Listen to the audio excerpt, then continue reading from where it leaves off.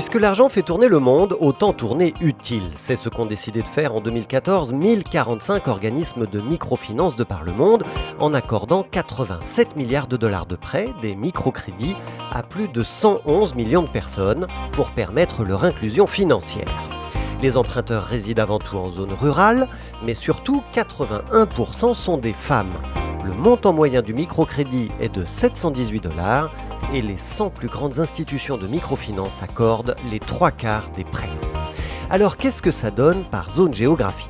Eh bien, au Proche, au Moyen-Orient, en Afrique du Nord, une trentaine d'institutions ont accordé 1,2 milliard de dollars de microcrédit à 2 millions d'emprunteurs. Mais c'est une petite zone d'intervention. En Afrique subsaharienne, les volumes sont bien supérieurs, plus de 8 milliards de dollars de prêts à plus de 5 millions de personnes, près de 75% de femmes et l'essentiel en milieu rural. En Europe de l'Est et en Asie centrale, la croissance reste très forte, mais un peu moins qu'en 2013. Mais c'est en Asie du Sud que la croissance est la plus rapide, tant en volume de prêts qu'en nombre d'emprunteurs. On trouve ici plus de la moitié des clients de la planète, et 92% de femmes sont à la manœuvre. Dans la zone Asie-Pacifique, les volumes de microcrédits sont tout aussi importants. Remarquons la présence écrasante des emprunteurs ruraux, 80%.